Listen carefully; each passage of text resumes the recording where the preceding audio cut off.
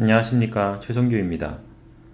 오늘은 심리적 관성의 이미지에 대해서 조금 설명을 해보고자 하는데요. 우리가 심리적 관성이라는 것은 안 좋은 감정을 가진 기억이 억압을 받아서 인지기능이 작동을 하지 않아서 논리적이고 이성적인 판단을 할 수 없는 상태를 얘기합니다.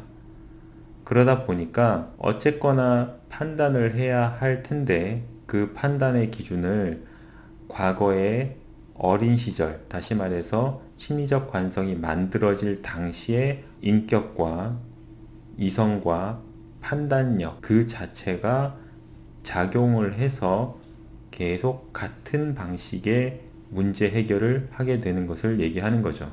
어린 시절의 미숙한 경험을 통해서 만들어진 일처리 방식을 그대로 성인이 되어서도 계속 반복하면서 사용하고 있다는 것을 얘기합니다. 그게 심리적 관성이고요. 그러다 보니까 어떤 느낌이 드냐면 이게 하나의 거대한 타임캡슐 같이 느껴진다는 것이 가장 핵심적인 이미지고요. 그 타임캡슐 속에 마치 빙의가 되는 것 같은 느낌을 가지게 됩니다.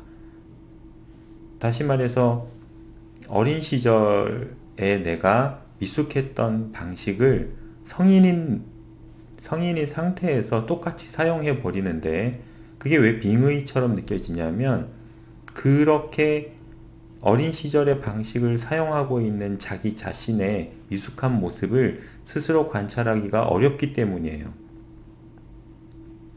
그러니까 자기 자신이 이상한 헛소리를 하거나 자기가 미숙하게 화를 내거나 또는 성숙하지 못한 생각을 하거나 이것도 저것도 아니면 그냥 덮어놓고 도망가거나 회피하거나 하는 정말 하기 싫은 반응을 자기가 자기 자신을 볼 수 있다면 그런 행동을 하지 않았을 텐데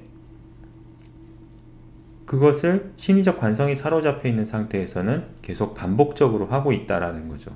그래서 거대한 타임캡슐 속에 빠져들어서 어린 나 자신으로 빙의된다 라고 생각을 하는 것이 가장 이해하기 빠른 설명이라고 얘기할 수 있겠어요.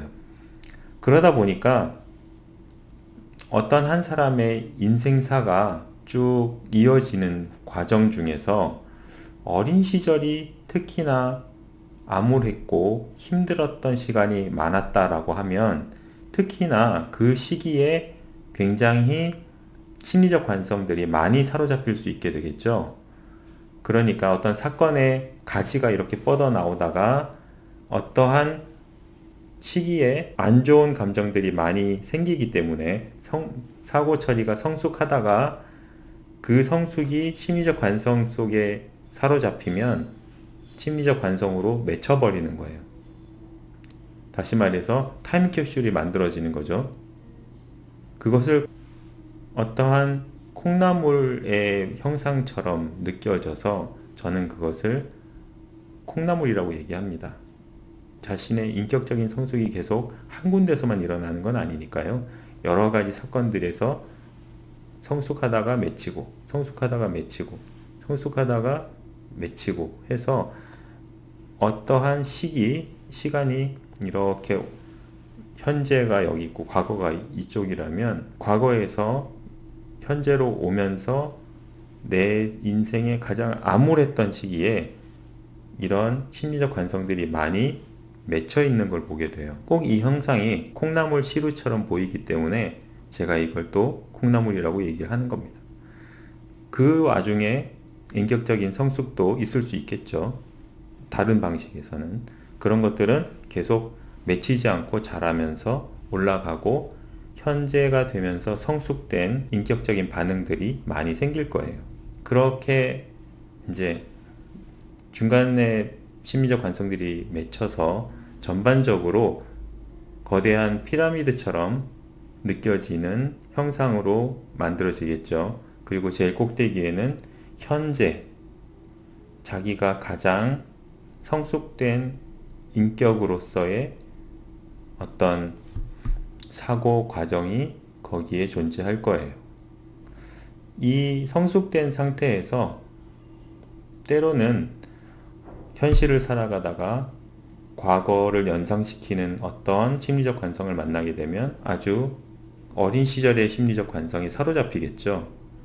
여기에 사로잡혔다가 또 다른 사고의 흐름에 따라서 또 다른 심리적 관성들에 사로잡히게 되면은 이런 식으로 아주 어렸을 때 괴로웠던 시기에 사로잡혀 있는 많은 심리적 관성들을 헤매고 있게 되는 거예요. 그러면 현실을 살고 있지만 현실에 살고 있는 게 아니라 과거에 있는 심리적 관성들 사이를 왔다 갔다 하면서 헤매고 다니는 것을 볼 수 있게 되겠죠. 그래서 어떻게 보면 이런 심리적 관성들 사이에 여기에 들어가면 어린 시절의 인격체들의 빙의가 되는 거니까 그런 이 콩나물 속에 사로잡혀 있는 시간들을 다 더하고 평균을 내면 그것이 그 사람의 평균적인 정신연령이 될 수 있을 거예요. 무슨 말이냐? 심리적 관성이 많이 사로잡히는 사람일수록 정신연령이 낮을 수밖에 없다라는 얘기를 하는 거죠. 자, 오늘은 이렇게 심리적 관성의 이미지에 대해서 좀 설명을 드렸고요. 이렇게 설명을 드린 이유는 이렇게 이미지로 생각을 할 때 조금 더 심리적 관성에 대해서 설명하기가 좀 편하고 이해하기가 쉽기 때문에 이렇게 설명을 드렸습니다. 오늘은 심리적 관성의 이미지에 대해서 한번 설명을 드렸습니다. 감사합니다.